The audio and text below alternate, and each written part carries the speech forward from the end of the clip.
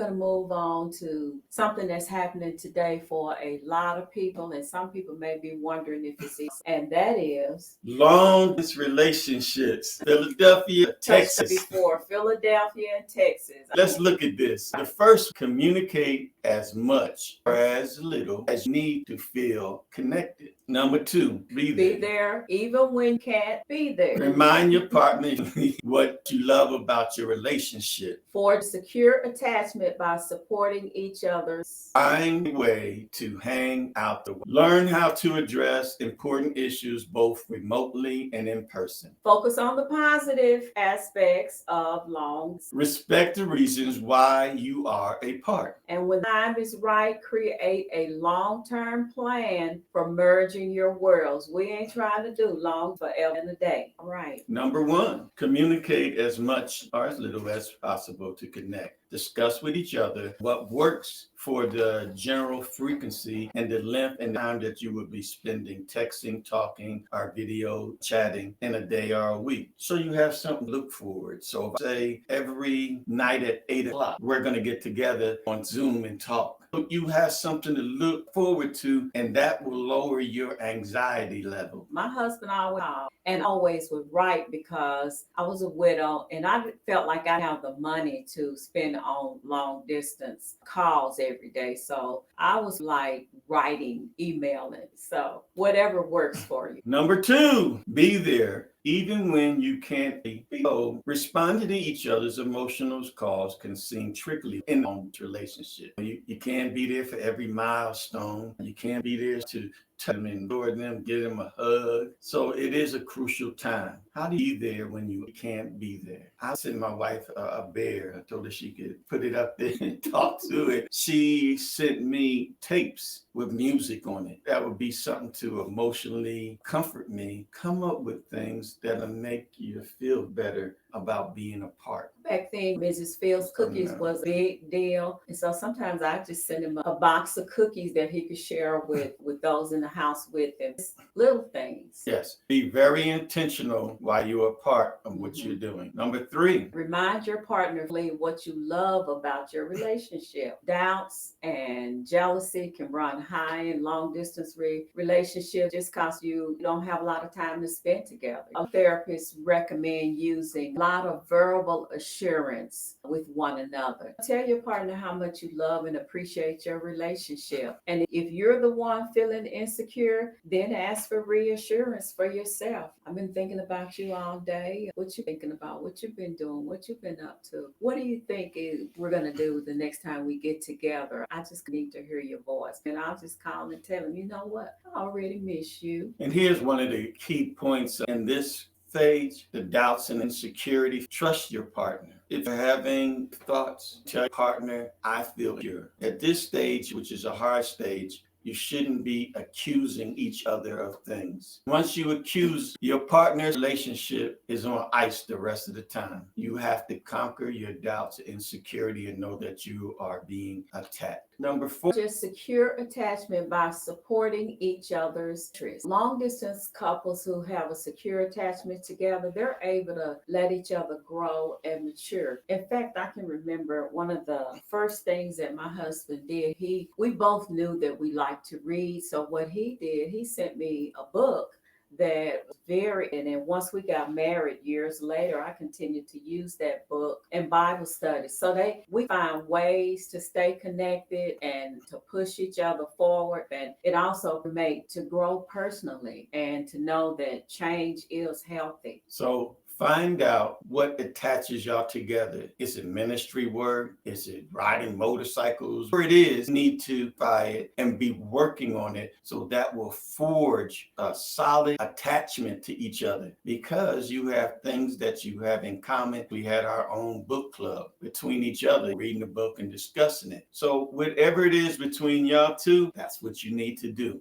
Number five. Find a way to hang out together while apart. It shows that you're dependent distant relationships are proven to be the healthiest form of relationship. And so what does that mean? It means that you and your partner, y'all do things in sync together. We might be reading the same book, like my husband said. We read the same book and then we talk about it. We still do that with some of the articles that we read. We'll read them, and if it was interesting, we'll talk about it. Playing games online, listening to the same playlist, or a lot of we've done this with other couples since we married, where we had a Zoom dinner date. The couple that we knew, especially during the pandemic, they called us and we were eating our dinner together and talking, and then we got up and we danced with our mate. They were at their place, we were at ours. So all of this kind of stuff, even when it's long, can help your partner connect with you better. Yes. Number 6, learn how to address important issues both remotely and in person. So whether you're living under the same roof or oceans apart, all couples need to learn healthy ways to talk about and resolve conflict. Big problems can arise if you ignore the little struggles, are unwilling to address sensitive topics. Get to that comfortable place. You have to have this where you can talk when you're away and say that we need to conquer this. We need to come this. We're better than this. You need to stay positive and be able to talk to each other and make each other feel secure and comfortable. And don't look at it as an argument, as a conflict. Just look at it as I'm expressing myself because I love you. I'm expressing myself because I want it to be better. You can't hide. You can't hide. Do you have anything to say about that, Boo?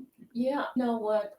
That little part about being able to discuss the little struggle, you have to start small. Ask the question, how do you feel about X, Y, and Z? Or, look, I got a situation going on and I need help. So you got to figure out how you can say some things. And sometimes you just got to come on out with it and say, you know what, I ain't so and such, and I don't know how to express it. And so I'm just going to come out with it and then we can talk. At least you're getting it out there. Because if you talk about it now, it's going to be a bigger issue when you do get together. That can mess up a lot of stuff because you haven't gotten comfortable in all this time.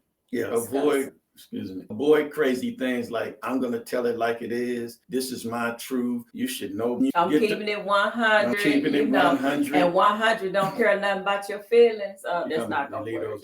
Number 7, focus on positive aspects of long distance. Where you can't immediately change your circumstances, you can immediately change your attitude. Frustrating as it might seem to be separated, trying to think of a benefit. Why is it beneficial when you're away? And I knew for us, we were just every time we seen each other, I was like, oh, it's going to be more exciting. It was always like a first date, and we made it like that. And then like that, you develop hobbies, and then if you're getting married, then you know things that you like to do because every time y'all met, it was like first date. So you were doing different things. So that was a real positive aspect about being away. We learned to appreciate each other. I don't want to take her for granted. That's one of the things that you can put in your pocket. And I want to say too, one of the other things that we did that I hear people talk about is we met each other's families, we met each other's church groups, we met each other's friends, and we tried to touch everything. And maybe it had something to do with the fact that we were older, but you got to get it like that with each other's world so that you can get to know them better, you can get to know the people they hang out with, and you just commingle each other's worlds so that it's not such a shock and it's not so surprising to you when you finally get together. This may not be popular. If you're with someone and y'all serious about each other and it's been over 90 days and you ain't sat down to dinner with his family, his friends,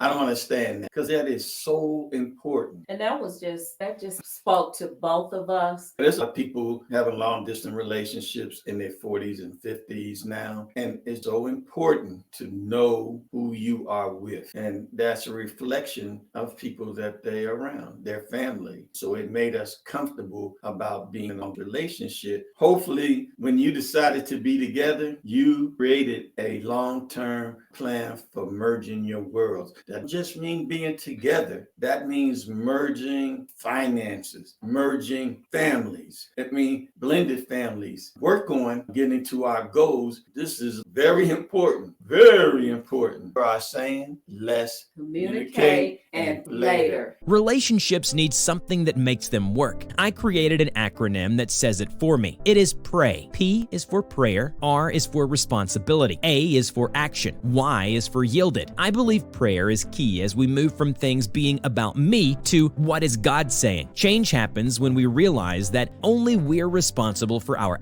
Finally, the person who is yielded to God won't quit. Try creating your own acronym.